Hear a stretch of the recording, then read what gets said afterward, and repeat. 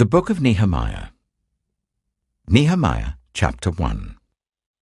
The words of Nehemiah, son of Hakaliah.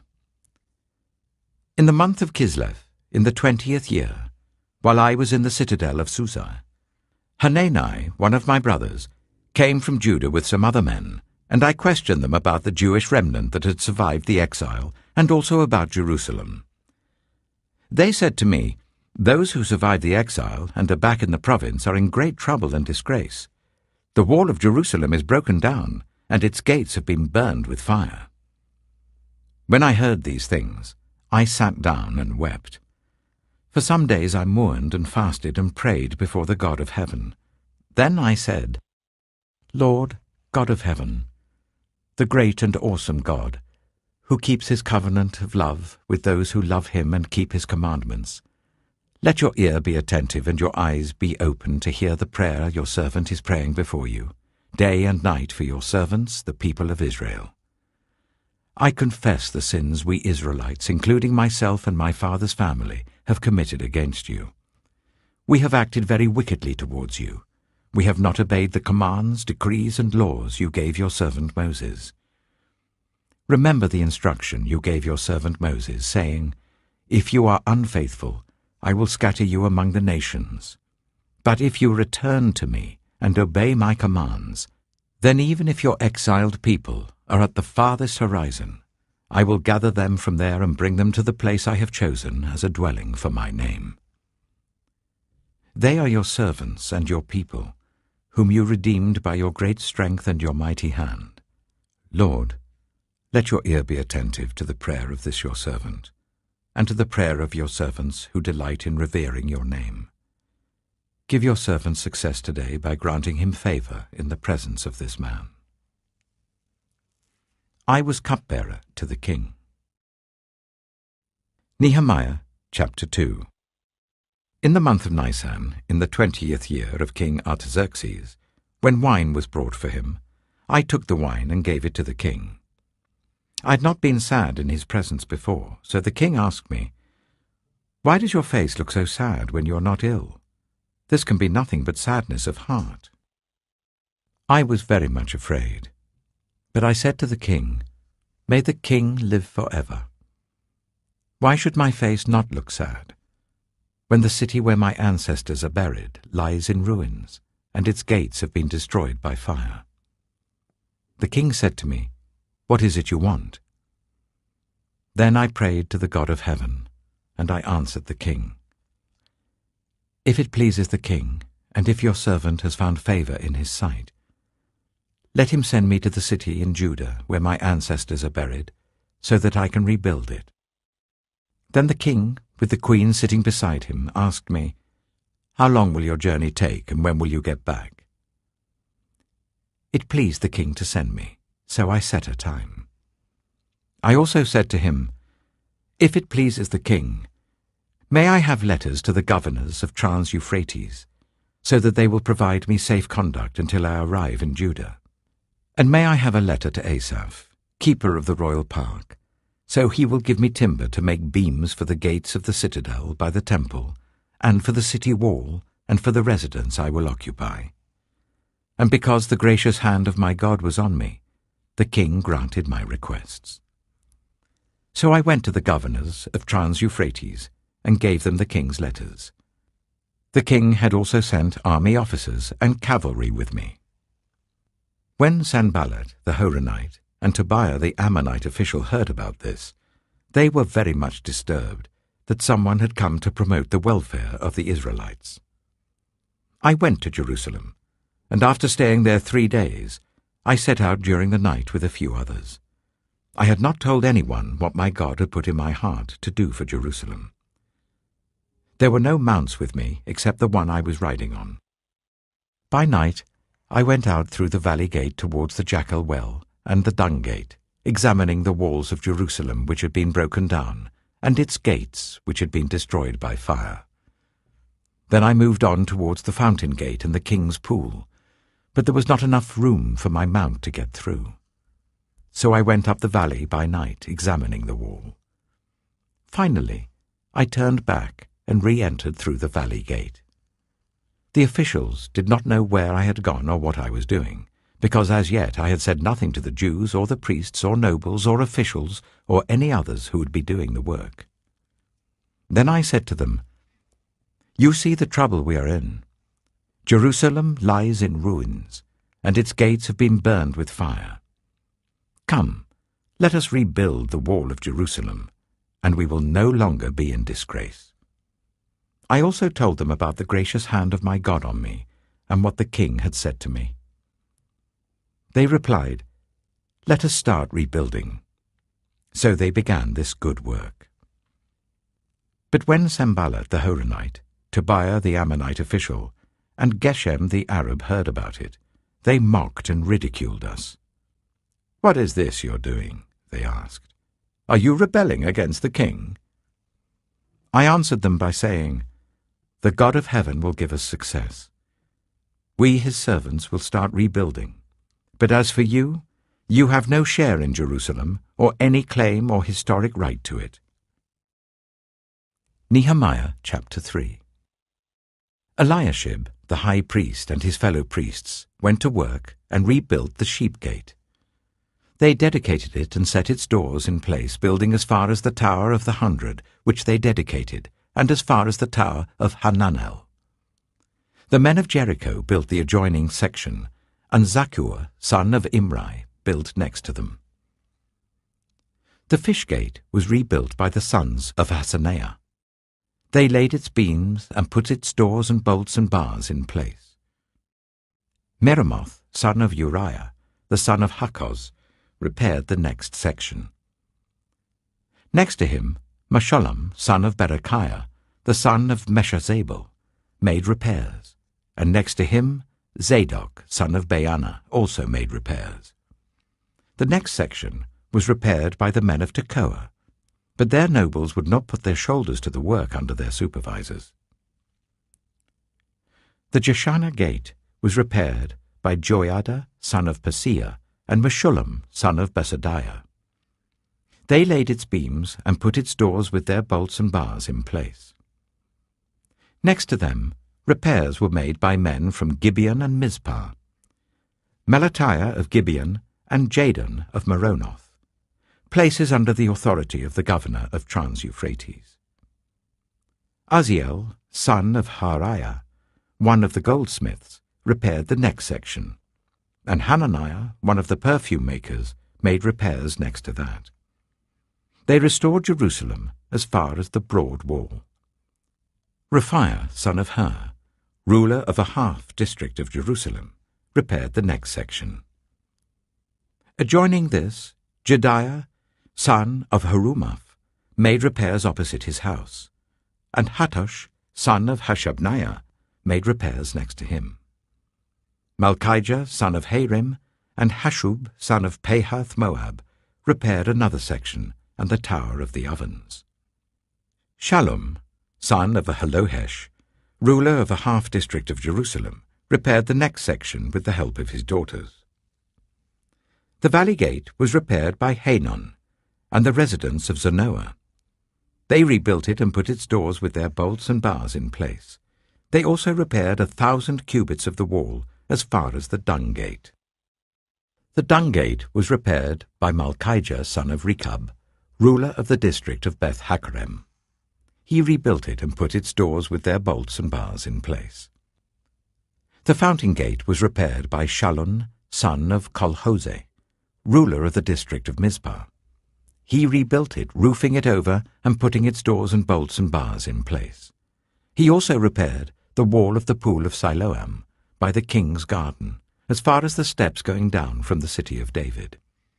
Beyond him, Nehemiah, son of Azbuk, ruler of a half-district of Beth-zur, made repairs up to a point opposite the tombs of David, as far as the artificial pool and the house of the heroes. Next to him, the repairs were made by the Levites, under Rehum, son of Bani. Beside him, Hashabiah, ruler of half the district of Keilah, carried out repairs for his district. Next to him, the repairs were made by their fellow Levites, under Binnui, son of Henadad, ruler of the other half-district of Keilah. Next to him, Ezer, son of Jeshua, ruler of Mizpah, repaired another section, from a point facing the ascent to the armory, as far as the angle of the wall. Next to him, Baruch, son of Zebai, zealously repaired another section, from the angle to the entrance of the house of Eliashib, the high priest. Next to him, Meremoth, son of Uriah, the son of Hakkoz, repaired another section, from the entrance of Eliashib's house to the end of it. The repairs next to him were made by the priests from the surrounding region. Beyond them, Benjamin and Hashub made repairs in front of their house, and next to them, Azariah, son of Maaseiah, the son of Ananiah, made repairs beside his house. Next to him, Binnui, son of Henadad, repaired another section, from Azariah's house to the angle and the corner. And Palal, son of Uzai, worked opposite the angle and the tower projecting from the upper palace near the court of the guard. Next to him, Pedaiah, son of Parosh, and the temple servants living on the hill of Ophel, made repairs up to a point opposite the water gate towards the east and the projecting tower. Next to them, the men of Tekoa repaired another section, from the great projecting tower to the wall of Ophel. Above the horse gate, the priests made repairs, each in front of his own house.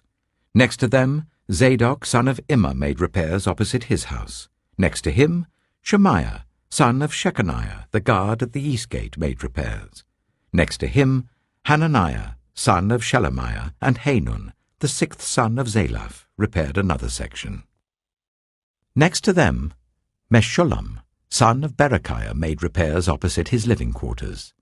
Next to him, Malchijah, one of the goldsmiths, made repairs as far as the house of the temple servants and the merchants, opposite the inspection gate, and as far as the room above the corner. And between the room above the corner and the sheep gate, the goldsmiths and merchants made repairs. Nehemiah chapter 4. When Sanballat heard that we were rebuilding the wall, he became angry and was greatly incensed. He ridiculed the Jews, and in the presence of his associates and the army of Samaria. He said, "What are these feeble Jews doing? Will they restore their wall? Will they offer sacrifices? Will they finish in a day? Can they bring the stones back to life from those heaps of rubble, burned as they are?" Tobiah the Ammonite, who was at his side, said, "What they are building, even a fox climbing up on it would break down their wall of stones." Hear us, our God, for we are despised. Turn their insults back on their own heads. Give them over as plunder in a land of captivity. Do not cover up their guilt or blot out their sins from your sight, for they have thrown insults in the face of the builders. So we rebuilt the wall, till all of it reached half its height, for the people worked with all their heart. But when Sanballat, Tobiah, the Arabs, the Ammonites, and the people of Ashdod heard that the repairs to Jerusalem's walls had gone ahead, and that the gaps were being closed, they were very angry. They all plotted together to come and fight against Jerusalem and stir up trouble against it. But we prayed to our God, and posted a guard day and night to meet this threat. Meanwhile, the people in Judah said, "The strength of the laborers is giving out, and there is so much rubble that we cannot rebuild the wall." Also our enemies said, "Before they know it or see us, we will be right there among them, and will kill them and put an end to the work." Then the Jews who lived near them came and told us 10 times over, "Wherever you turn, they will attack us." Therefore I stationed some of the people behind the lowest points of the wall, at the exposed places, posting them by families with their swords, spears, and bows. After I looked things over, I stood up and said to the nobles, the officials, and the rest of the people, "Don't be afraid of them. Remember the Lord, who is great and awesome, and fight for your families, your sons and your daughters, your wives and your homes." When our enemies heard that we were aware of their plot, and that God had frustrated it, we all returned to the wall, each to our work. From that day on, half of my men did the work, while the other half were equipped with spears, shields, bows, and armor. The officers posted themselves behind all the people of Judah who were building the wall. Those who carried materials did their work with one hand and held a weapon in the other, and each of the builders wore his sword at his side as he worked. But the man who sounded the trumpet stayed with me. Then I said to the nobles, the officials, and the rest of the people, "The work is extensive and spread out, and we are widely separated from each other along the wall. Wherever you hear the sound of the trumpet, join us there. Our God will fight for us." So we continued the work with half the men holding spears, from the first light of dawn till the stars came out. At that time I also said to the people, "Let every man and his helper stay inside Jerusalem at night, so that they can serve us as guards by night and as workers by day." Neither I nor my brothers nor my men nor the guards with me took off our clothes. Each had his weapon, even when he went for water. Nehemiah chapter 5. Now the men and their wives raised a great outcry against their fellow Jews. Some were saying, "We and our sons and daughters are numerous. In order for us to eat and stay alive, we must get grain." Others were saying, "We are mortgaging our fields, our vineyards, and our homes to get grain during the famine." Still others were saying, "We have had to borrow money to pay the king's tax on our fields and vineyards. Although we are of the same flesh and blood as our fellow Jews, and though our children are as good as theirs, yet we have to subject our sons and daughters to slavery. Some of the daughters have already been enslaved, but we are powerless, because our fields and our vineyards belong to others." When I heard their outcry and these charges, I was very angry. I pondered them in my mind, and then accused the nobles and officials. I told them, "You are charging your own people interest." So I called together a large meeting to deal with them, and said, "As far as possible, we have bought back our fellow Jews, who were sold to the Gentiles. Now you are selling your own people, only for them to be sold back to us." They kept quiet, because they could find nothing to say. So I continued, "What you're doing is not right. Shouldn't you walk in the fear of our God to avoid the reproach of our Gentile enemies? I and my brothers and my men are also lending the people money and grain. But let us stop charging interest. Give back to them immediately their fields, vineyards, olive groves, and houses, and also the interest you're charging them. 1% of the money, grain, new wine, and olive oil." "We will give it back," they said, "and we will not demand anything more from them. We will do as you say." Then I summoned the priests, and made the nobles and officials take an oath to do what they had promised. I also shook out the folds of my robe, and said, "In this way may God shake out of their house and possessions anyone who does not keep this promise. So may such a person be shaken out and emptied." At this the whole assembly said, "Amen," and praised the Lord. And the people did as they had promised. Moreover, from the 20th year of King Artaxerxes, when I was appointed to be their governor in the land of Judah, until his 32nd year, 12 years, neither I nor my brothers ate the food allotted to the governor. But the earlier governors, those preceding me, placed a heavy burden on the people, and took 40 shekels of silver from them in addition to food and wine. Their assistants also lorded it over the people. But out of reverence for God, I did not act like that. Instead, I devoted myself to the work on this wall. All my men were assembled there for the work. We did not acquire any land. Furthermore, 150 Jews and officials ate at my table, as well as those who came to us from the surrounding nations. Each day 1 ox, 6 choice sheep, and some poultry were prepared for me, and every 10 days an abundant supply of wine of all kinds. In spite of all this, I never demanded the food allotted to the governor, because the demands were heavy on these people. Remember me with favor, my God, for all I have done for these people. Nehemiah chapter 6. When the word came to Sanballat, Tobiah, Geshem the Arab, and the rest of our enemies, that I had rebuilt the wall and not a gap was left in it, though up to that time I had not set the doors and the gates, Sanballat and Geshem sent me this message: "Come, let us meet together in one of the villages on the plain of Ono." But they were scheming to harm me. So I sent messengers to them with this reply: "I am carrying on a great project and cannot go down. Why should the work stop while I leave it and go down to you?" 4 times they sent me the same message, and each time I gave them the same answer.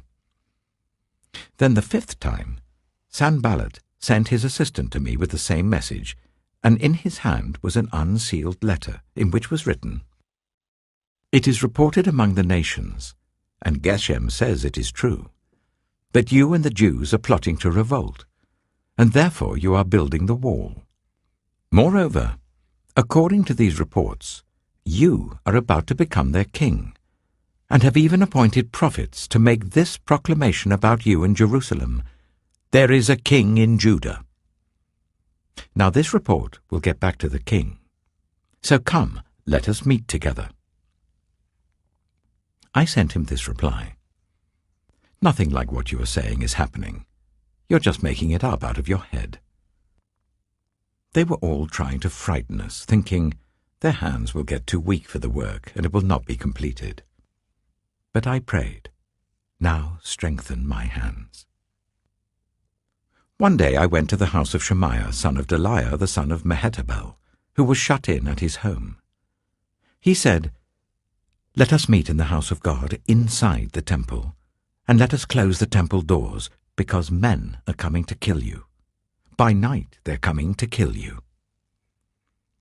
But I said, "Should a man like me run away? Or should someone like me go into the temple to save his life? I will not go." I realized that God had not sent him, but that he had prophesied against me, because Tobiah and Sanballat had hired him. He had been hired to intimidate me, so that I would commit a sin by doing this, and then they would give me a bad name to discredit me. Remember Tobiah and Sanballat, my God, because of what they have done. Remember also the prophet Noadiah, and how she and the rest of the prophets have been trying to intimidate me. So the wall was completed on the 25th of Elul, in 52 days. When all our enemies heard about this, all the surrounding nations were afraid and lost their self-confidence, because they realized that this work had been done with the help of our God. Also, in those days, the nobles of Judah were sending many letters to Tobiah, and replies from Tobiah kept coming to them. For many in Judah were under oath to him, since he was son-in-law to Shechaniah son of Arah, and his son Jehohanan had married the daughter of Meshullam son of Berechiah. Moreover, they kept reporting to me his good deeds, and then telling him what I said, and Tobiah sent letters to intimidate me. Nehemiah chapter 7. After the wall had been rebuilt, and I had set the doors in place, the gatekeepers, the musicians, and the Levites were appointed.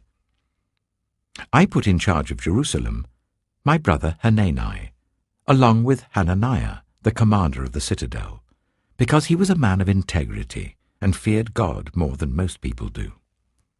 I said to them, "The gates of Jerusalem are not to be opened until the sun is hot. While the gatekeepers are still on duty, make them shut the doors and bar them. Also appoint residents of Jerusalem as guards, some at their posts and some near their own houses." Now the city was large and spacious, but there were few people in it, and the houses had not yet been rebuilt. So my God put it into my heart to assemble the nobles, the officials, and the common people for registration by families. I found the genealogical record of those who had been the first to return. This is what I found written there. These are the people of the province who came up from the captivity of the exiles, whom Nebuchadnezzar king of Babylon had taken captive.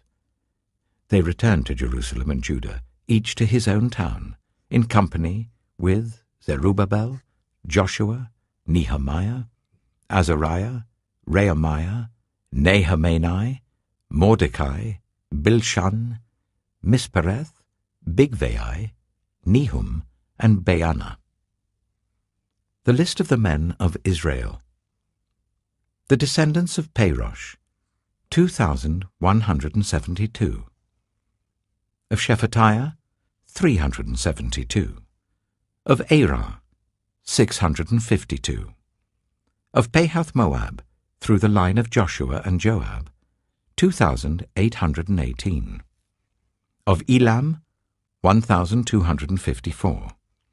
Of Zattu, 845. Of Zaccai, 760. Of Binnui, 648. Of Bebai, 628.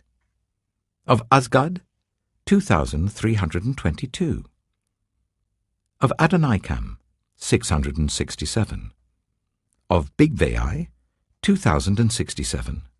Of Adin, 655. Of Atah, through Hezekiah, 98. Of Hashum, 328. Of Bezai, 324. Of Hariph, 112. Of Gibeon, 95. The men of Bethlehem and Netophah, 188. Of Anathoth, 128. Of Beth Azmaveth, 42. Of Kiriath Jearim, Kephirah, and Beeroth, 743. Of Ramah and Jeba, 621. Of Michmash, 122. Of Bethel and Ai, 123. Of the other Nebo, 52. Of the other Elam, 1,254. Of Harim, 320. Of Jericho, 345. Of Lod, Hadid, and Ono, 721. Of Seneah, 3,930. The priests. The descendants of Jediah, through the family of Jeshua, 973. Of Immer, 1,052. Of Pashur, 1,247. Of Harim, 1,017. The Levites. The descendants of Jeshua, through Kadmiel, through the line of Hodaviah, 74. The musicians. The descendants of Asaph, 148. The gatekeepers. The descendants of Shallum, Atah, Talmon, Akub, Hatita, and Shobai, 138. The temple servants.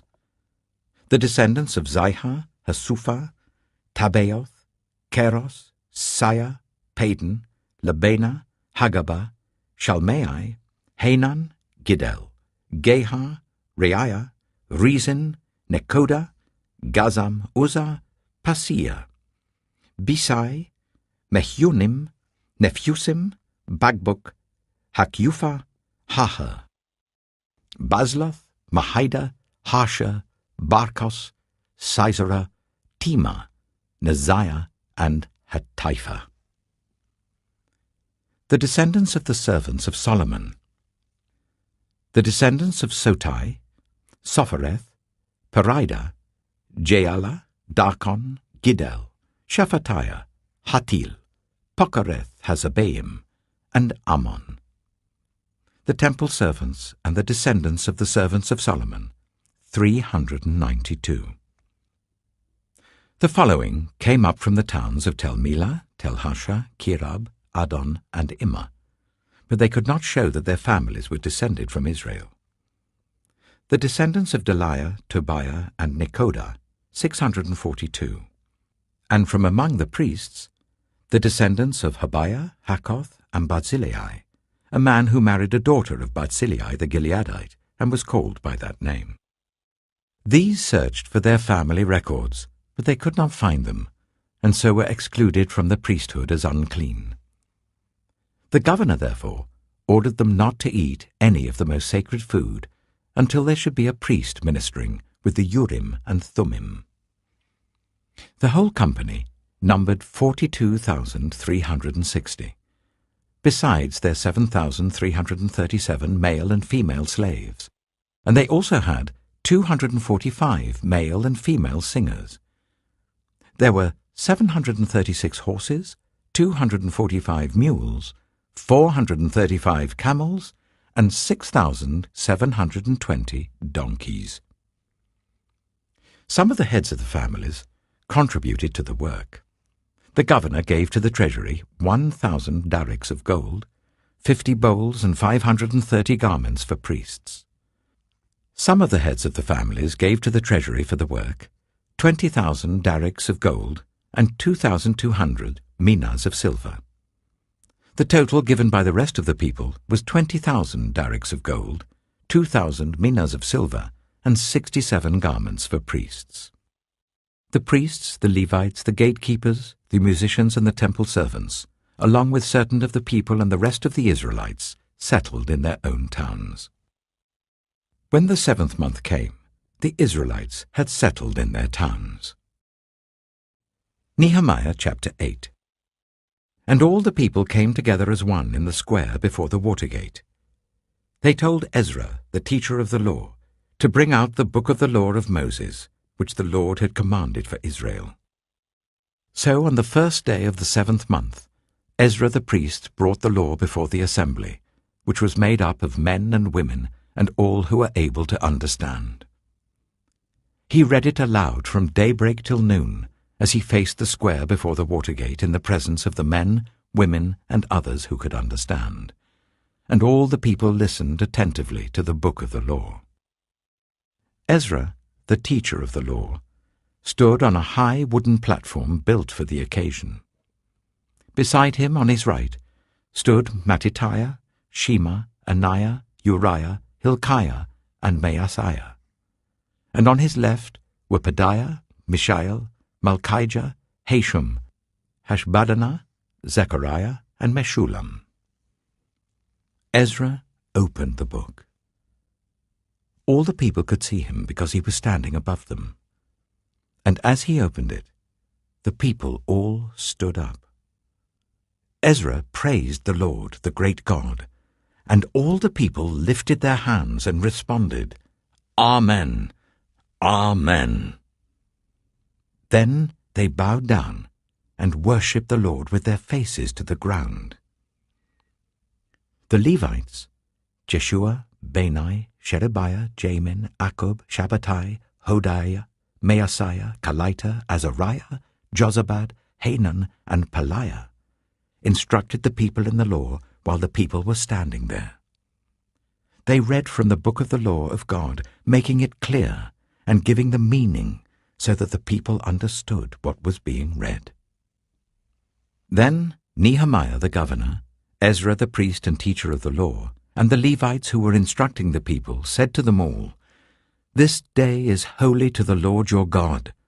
Do not mourn or weep. For all the people had been weeping as they listened to the words of the law. Nehemiah said, Go and enjoy choice food and sweet drinks, and send some to those who have nothing prepared. This day is holy to our Lord.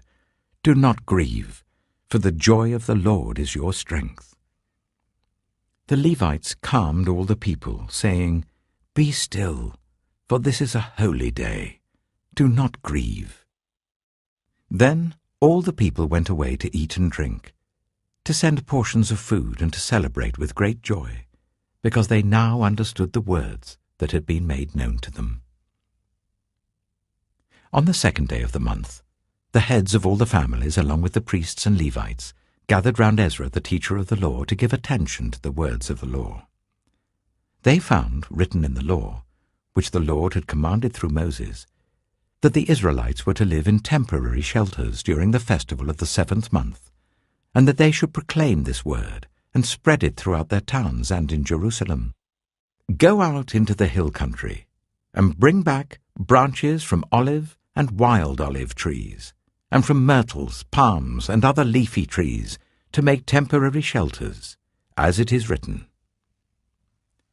So the people went out and brought back branches and built themselves temporary shelters on their own roofs, in their courtyards, in the courts of the house of God, and in the square by the water gate, and the one by the gate of Ephraim. The whole company that had returned from exile built temporary shelters and lived in them. From the days of Joshua son of Nun until that day, the Israelites had not celebrated it like this, and their joy was very great. Day after day, from the first day to the last, Ezra read from the book of the law of God. They celebrated the festival for 7 days, and on the 8th day, in accordance with the regulation, there was an assembly. Nehemiah chapter 9. On the 24th day of the same month, the Israelites gathered together, fasting and wearing sackcloth, and putting dust on their heads. Those of Israelite descent had separated themselves from all foreigners. They stood in their places and confessed their sins and the sins of their ancestors. They stood where they were and read from the book of the law of the Lord their God for a quarter of the day, and spent another quarter in confession and in worshipping the Lord their God. Standing on the stairs of the Levites were Jeshua, Bani, Kadmiel, Shebaniah, Bunai, Sherebiah, Bani, and Kenani. They cried out with loud voices to the Lord their God. And the Levites, Jeshua, Kadmiel, Bani, Hashabniah, Sherebiah, Hodiah, Shebaniah, and Pethahiah, said, Stand up and praise the Lord your God, who is from everlasting to everlasting. Blessed be your glorious name, and may it be exalted above all blessing and praise. You alone are the Lord. You made the heavens, even the highest heavens, and all their starry host, the earth and all that is on it, the seas and all that is in them. You give life to everything, and the multitudes of heaven worship you. You are the Lord God, who chose Abram, and brought him out of Ur of the Chaldeans, and named him Abraham. You found his heart faithful to you, and you made a covenant with him to give to his descendants the land of the Canaanites, Hittites, Amorites, Perizzites, Jebusites, and Girgashites. You have kept your promise, because you are righteous. You saw the suffering of our ancestors in Egypt. You heard their cry at the Red Sea. You sent signs and wonders against Pharaoh, against all his officials and all the people of his land, for you knew how arrogantly the Egyptians treated them. You made a name for yourself, which remains to this day.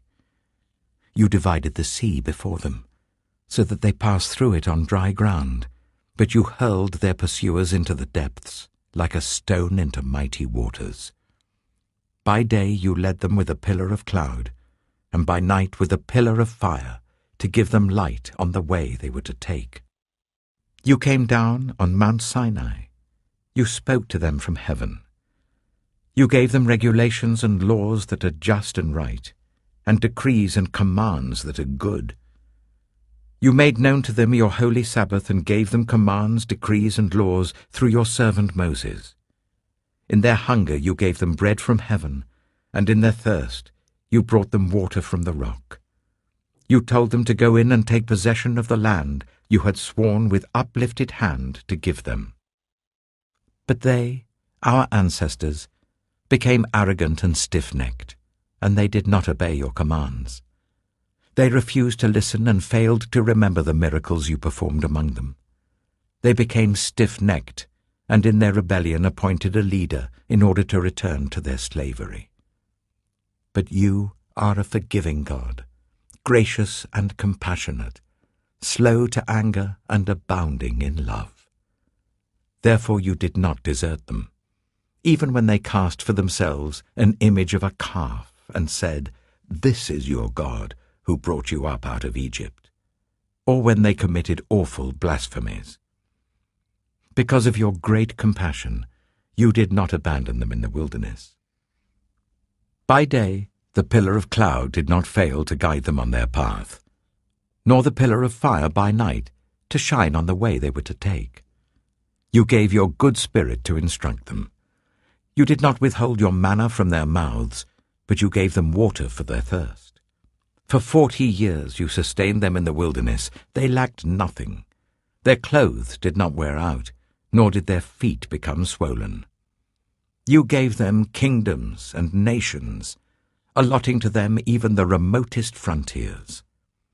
They took over the country of Sihon, king of Heshbon, and the country of Og, king of Bashan. You made their children as numerous as the stars in the sky, and you brought them into the land that you told their parents to enter and possess. Their children went in and took possession of the land. You subdued before them the Canaanites who lived in the land. You gave the Canaanites into their hands along with their kings and the peoples of the land, to deal with them as they pleased. They captured fortified cities and fertile land. They took possession of houses filled with all kinds of good things, wells already dug, vineyards, olive groves, and fruit trees in abundance. They ate to the full and were well nourished. They reveled in your great goodness. But they were disobedient and rebelled against you. They turned their backs on your law. They killed your prophets, who had warned them in order to turn them back to you. They committed awful blasphemies. So you delivered them into the hands of their enemies who oppressed them. But when they were oppressed, they cried out to you. From heaven you heard them, and in your great compassion you gave them deliverers, who rescued them from the hand of their enemies. But as soon as they were at rest, they again did what was evil in your sight. Then you abandoned them to the hand of their enemies, so that they ruled over them. And when they cried out to you again, you heard from heaven, and in your compassion you delivered them time after time. You warned them in order to turn them back to your law, but they became arrogant and disobeyed your commands. They sinned against your ordinances, of which you said, "The person who obeys them will live by them." Stubbornly they turned their backs on you, became stiff-necked and refused to listen. For many years you were patient with them. By your Spirit you warned them through your prophets, yet they paid no attention. So you gave them into the hands of the neighboring peoples. But in your great mercy you did not put an end to them or abandon them, for you are a gracious and merciful God. Now, therefore, our God, the great God, mighty and awesome, who keeps his covenant of love, do not let all this hardship seem trifling in your eyes, the hardship that has come on us, on our kings and leaders, on our priests and prophets, on our ancestors and all your people, from the days of the kings of Assyria until today. In all that has happened to us you have remained righteous, you have acted faithfully, while we acted wickedly. Our kings, our leaders, our priests, our ancestors did not follow your law. They did not pay attention to your commands or the statutes you warned them to keep. Even while they were in their kingdom, enjoying your great goodness to them in the spacious and fertile land you gave them, they did not serve you or turn from their evil ways. But see, we are slaves today, slaves in the land you gave our ancestors, so that they could eat its fruit and the other good things it produces. Because of our sins, its abundant harvest goes to the kings you have placed over us.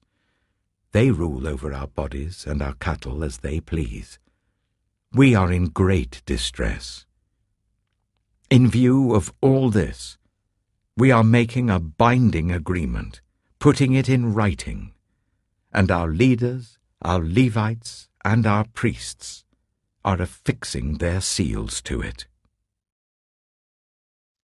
Nehemiah chapter 10. Those who sealed it were Nehemiah the governor, the son of Hakaliah, Zedekiah, Sariah, Azariah, Jeremiah, Pashur, Amariah, Melchijah, Hattush, Shebaniah, Malluch, Harim, Miramoth, Obadiah, Daniel, Ginnathon, Barak, Meshullam, Abijah, Mijamin, Maaziah, Bilgai, and Shemaiah. These were the priests. The Levites, Jeshua, son of Azaniah, Binnui, of the sons of Henadad, Kadmiel, and their associates, Shebaniah, Hodiah, Kelita, Peliah, Hanan, Micah, Rehob, Hashabiah, Zakkur, Sherebiah, Shebaniah, Hodiah, Bani, and Beninu. The leaders of the people, Parosh, Pahath-Moab, Elam, Zatu, Bani, Bunai, Azgad, Bebai, Adonijah, Bigvai, Adin, Eta, Hezekiah, Azur, Hodiah, Hashem, Bezai, Harif, Anathoth, Nebai, Magpiash, Meshullam, Hezer, Meshezabeel, Zadok, Jadua, Pelatiah, Hanan, Anaiah, Hoshea, Hananiah, Hashub, Halohesh, Pilha, Shobek, Rehum, Hajabna, Maaseiah, Ahiah, Hanan, Anan, Malluch, Harim, and Baanah.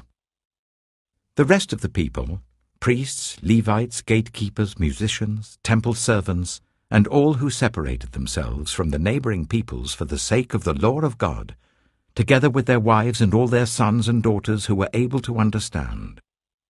All these now join their fellow Israelites, the nobles, and bind themselves with a curse and an oath, to follow the law of God given through Moses, the servant of God, and to obey carefully all the commands, regulations, and decrees of the Lord our Lord.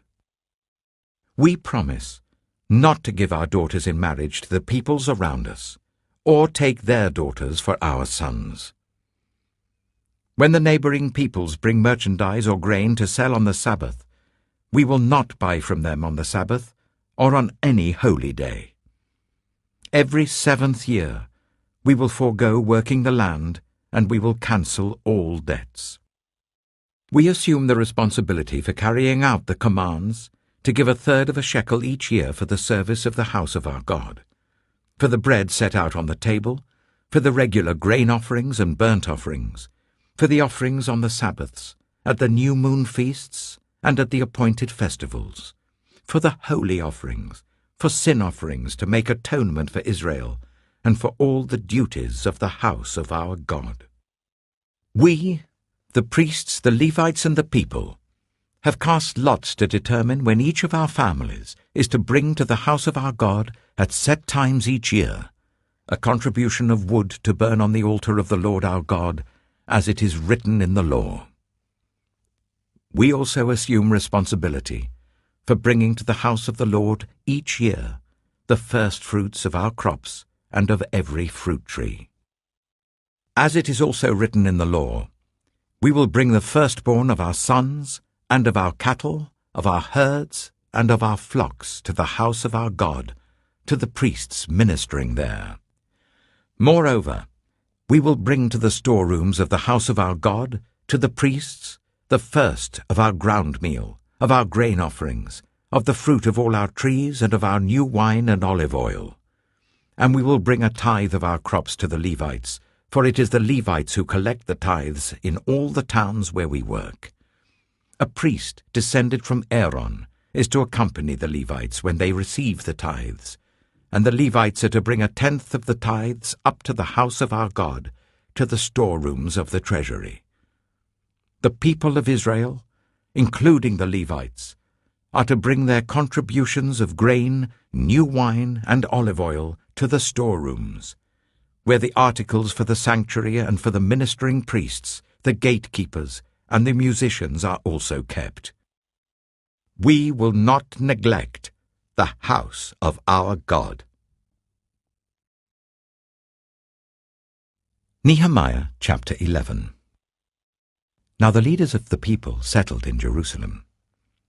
The rest of the people cast lots to bring one out of every 10 of them to live in Jerusalem, the holy city, while the remaining 9 were to stay in their own towns. The people commended all who volunteered to live in Jerusalem. These are the provincial leaders who settled in Jerusalem.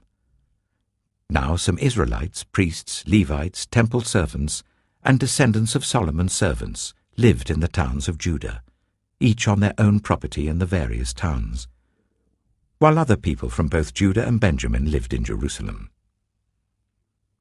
From the descendants of Judah, Attiah, son of Uzziah, the son of Zechariah, the son of Amariah, the son of Shephatiah, the son of Mahalalel, a descendant of Perez, and Maaseiah, son of Baruch, the son of Colhose, the son of Haziah, the son of Adiah, the son of Joiarib, the son of Zechariah, a descendant of Shelah.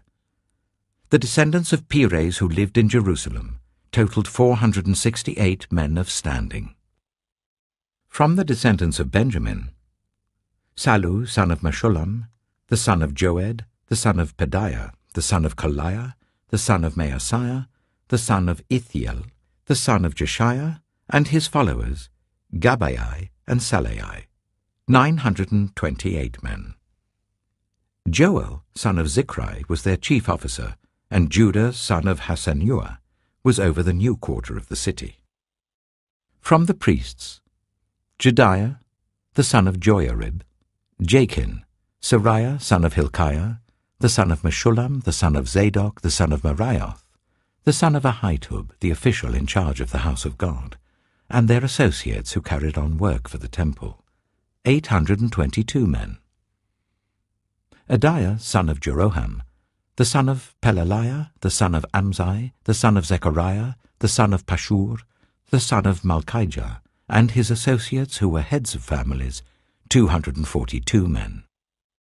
Amashai, son of Azarel, the son of Azai, the son of Meshillemoth, the son of Immer, and his associates who were men of standing, 128. Their chief officer was Zabdiel, son of Haggadolim. From the Levites, Shemaiah, son of Hashub, the son of Azrikam, the son of Hashabiah, the son of Bunai, Shabbatai and Jozabad, 2 of the heads of the Levites who had charge of the outside work of the house of God, Mattaniah, son of Micah, the son of Zabdi, the son of Asaph, the director, who led in thanksgiving and prayer, Bakbukiah, second among his associates, and Abda, son of Shammua, the son of Galal, the son of Jeduthun. The Levites in the holy city totaled 284. The gatekeepers, Akab, Talmon, and their associates who kept watch at the gates, 172 men. The rest of the Israelites, with the priests and Levites, were in all the towns of Judah, each on their ancestral property. The temple servants lived on the hill of Ophel, and Zihah and Gishpa were in charge of them. The chief officer of the Levites in Jerusalem was Ozai, son of Bani, the son of Hashabiah, the son of Mattaniah, the son of Micah. Ozai was one of Asaph's descendants, who were the musicians responsible for the service of the house of God. The musicians were under the king's orders, which regulated their daily activity. Petahiah, son of Meshezabeel, one of the descendants of Zerah, son of Judah, was the king's agent in all affairs relating to the people. As for the villages with their fields, some of the people of Judah lived in Kiriath Arba and its surrounding settlements, in Dibon and its settlements, in Jekabziel and its villages, in Jeshua, in Moleda, in Beth Pelet, in Hazar Shual, in Beersheba and its settlements, in Ziklag, in Makona and its settlements, in Enrimmon, in Zorah, in Jarmuth, Zanoah, Adullam and their villages, in Lachish and its fields, and Ezekah and its settlements. So they were living all the way from Beersheba to the valley of Hinnom. The descendants of the Benjaminites, from Geba, lived in Michmash, Ijah, Bethel and its settlements, in Anathoth, Nob and Ananiah, in Hazor, Ramah and Gittaim, in Hadid, Zeboim, and Nebalat, in Lod and Ono, and in Jehoshim. Some of the divisions of the Levites of Judah settled in Benjamin. Nehemiah chapter 12. These were the priests and Levites who returned with Zerubbabel son of Shealtiel and with Joshua: Seraiah, Jeremiah, Ezra, Amariah, Malluch, Hattush, Shechaniah, Rehum, Meremoth, Idom, Ginnethon, Abijah, Mijamin, Moadiah, Bilgah, Shemaiah, Joiarib, Jedaiah, Sallu, Amok, Hilkiah, and Jedaiah. These were the leaders of the priests and their associates in the days of Joshua. The Levites were Jeshua, Binnui, Kadmiel, Sherebiah, Judah, and also Mattaniah, who together with his associates was in charge of the songs of thanksgiving. Bakbukiah and Onai, their associates, stood opposite them in the services. Joshua was the father of Joachim, Joachim the father of Eliashib, Eliashib the father of Joiada, Joiada the father of Jonathan, and Jonathan the father of Jaddua. In the days of Joachim, these were the heads of the priestly families.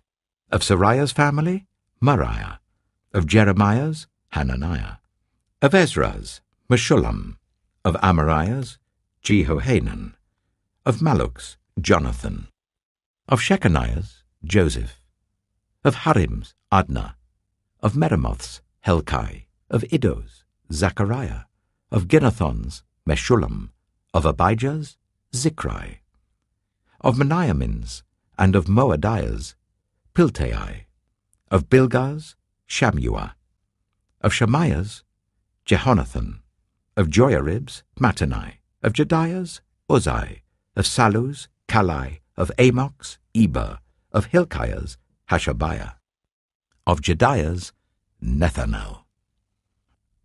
The family heads of the Levites in the days of Eliashib, Joiada, Johanan, and Jaddua, as well as those of the priests, were recorded in the reign of Darius the Persian. The family heads among the descendants of Levi up to the time of Johanan, son of Eliashib, were recorded in the book of the Annals.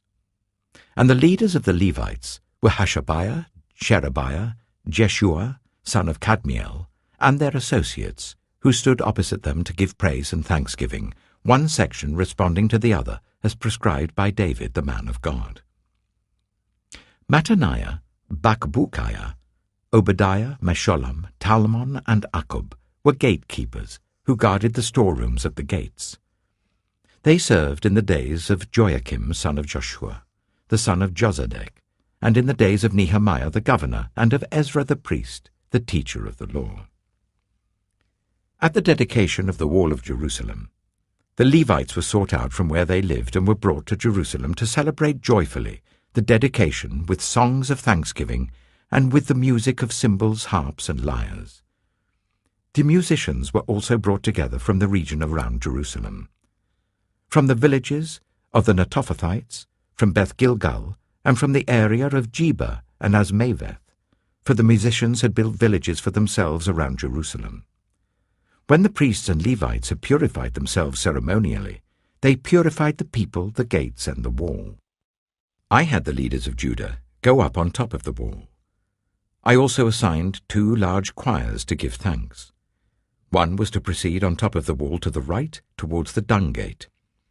Hoshea and half the leaders of Judah followed them, along with Azariah, Ezra, Meshullam, Judah, Benjamin, Shemaiah, Jeremiah, as well as some priests with trumpets, and also Zechariah son of Jonathan, the son of Shemaiah, the son of Mattaniah, the son of Micaiah, the son of Zakkur, the son of Asaph, and his associates, Shemaiah, Azarel, Milalai, Gilalai, Maai, Nethanel, Judah, and Hanani, with musical instruments prescribed by David the man of God. Ezra, the teacher of the law, led the procession. At the fountain gate, they continued directly up the steps of the city of David, on the ascent to the wall, and passed above the site of David's palace to the water gate on the east. The second choir proceeded in the opposite direction. I followed them on top of the wall together with half the people. past the Tower of the Ovens to the broad wall, over the gate of Ephraim, the Jeshanah gate, the fish gate, the Tower of Hananel, and the Tower of the 100, as far as the sheep gate. At the gate of the guard they stopped. The 2 choirs that gave thanks then took their places in the house of God. So did I, together with half the officials, as well as the priests, Eliakim, Maaseiah, Meniamin, Micaiah, Elioenai, Zechariah, and Hananiah with their trumpets, and also Maaseiah, Shemaiah, Eleazar, Uzai, Jehohanan, Malchijah, Elam, and Ezer. The choirs sang under the direction of Jezreiah. And on that day they offered great sacrifices, rejoicing because God had given them great joy. The women and children also rejoiced. The sound of rejoicing in Jerusalem could be heard far away. At that time, men were appointed to be in charge of the storerooms for the contributions, firstfruits, and tithes. From the fields around the towns, they were to bring into the storerooms the portions required by the law for the priests and the Levites, for Judah was pleased with the ministering priests and Levites. They performed the service of their God and the service of purification, as did also the musicians and gatekeepers, according to the commands of David and his son Solomon. For long ago, in the days of David and Asaph, there had been directors for the musicians and for the songs of praise and thanksgiving to God. So in the days of Zerubbabel and of Nehemiah, all Israel contributed the daily portions for the musicians and the gatekeepers. They also set aside the portion for the other Levites, and the Levites set aside the portion for the descendants of Aaron. Nehemiah chapter 13. On that day the book of Moses was read aloud in the hearing of the people, and there it was found written that no Ammonite or Moabite should ever be admitted into the assembly of God, because they had not met the Israelites with food and water, but had hired Balaam to call a curse down on them. Our God, however, turned the curse into a blessing. When the people heard this law, they excluded from Israel all who were of foreign descent. Before this, Eliashib the priest had been put in charge of the storerooms of the house of our God. He was closely associated with Tobiah, and he had provided him with a large room formerly used to store the grain offerings and incense and temple articles, and also the tithes of grain, new wine, and olive oil prescribed for the Levites, musicians, and gatekeepers, as well as the contributions for the priests. But while all this was going on, I was not in Jerusalem. For in the 32nd year of Artaxerxes, king of Babylon, I had returned to the king. Some time later, I asked his permission and came back to Jerusalem. Here I learned about the evil thing Eliashib had done in providing Tobiah a room in the courts of the house of God. I was greatly displeased, and threw all Tobiah's household goods out of the room. I gave orders to purify the rooms, and then I put back into them the equipment of the house of God, with the grain offerings and the incense. I also learned that the portions assigned to the Levites had not been given to them, and that all the Levites and musicians responsible for the service had gone back to their own fields. So I rebuked the officials and asked them, "Why is the house of God neglected?" Then I called them together and stationed them at their posts. All Judah brought the tithes of grain, new wine, and olive oil into the storerooms. I put Shelemiah the priest, Zadok the scribe, and a Levite named Pedaiah in charge of the storerooms, and made Hanan son of Zakkur, the son of Mattaniah, their assistant, because they were considered trustworthy. They were made responsible for distributing the supplies to their fellow Levites. Remember me for this, my God, and do not blot out what I have so faithfully done for the house of my God and its services. In those days I saw people in Judah treading wine presses on the Sabbath, and bringing in grain and loading it on donkeys, together with wine, grapes, figs, and all other kinds of loads. And they were bringing all this into Jerusalem on the Sabbath. Therefore I warned them against selling food on that day, People from Tyre who lived in Jerusalem were bringing in fish and all kinds of merchandise and selling them in Jerusalem on the Sabbath to the people of Judah. I rebuked the nobles of Judah and said to them, "What is this wicked thing you are doing, desecrating the Sabbath day? Didn't your ancestors do the same things, so that our God brought all this calamity on us and on this city? Now you are stirring up more wrath against Israel by desecrating the Sabbath." When evening shadows fell on the gates of Jerusalem before the Sabbath, I ordered the doors to be shut and not opened until the Sabbath was over. I stationed some of my own men at the gates so that no load could be brought in on the Sabbath day. Once or twice, the merchants and sellers of all kinds of goods spent the night outside Jerusalem. But I warned them and said, "Why do you spend the night by the wall? If you do this again, I will arrest you." From that time on, they no longer came on the Sabbath. Then I commanded the Levites to purify themselves and go and guard the gates in order to keep the Sabbath day holy. Remember me for this also, my God, and show mercy to me according to your great love. Moreover, in those days, I saw men of Judah who had married women from Ashdod, Ammon, and Moab.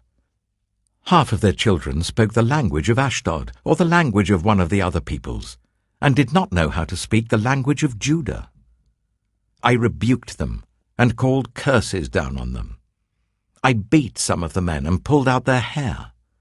I made them take an oath in God's name and said, "You are not to give your daughters in marriage to their sons, nor are you to take their daughters in marriage for your sons or for yourselves." Was it not because of marriages like these that Solomon, king of Israel, sinned? Among the many nations there was no king like him. He was loved by his God, and God made him king over all Israel. But even he was led into sin by foreign women. Must we hear now that you too are doing all this terrible wickedness, and are being unfaithful to our God by marrying foreign women? One of the sons of Joiada, son of Eliashib, the high priest, was son-in-law to Sanballat the Horonite, and I drove him away from me. Remember them, my God, because they defiled the priestly office and the covenant of the priesthood and of the Levites. So I purified the priests and the Levites of everything foreign, and assigned them duties, each to his own task. I also made provision for contributions of wood at designated times, and for the first fruits. Remember me with favor, my God.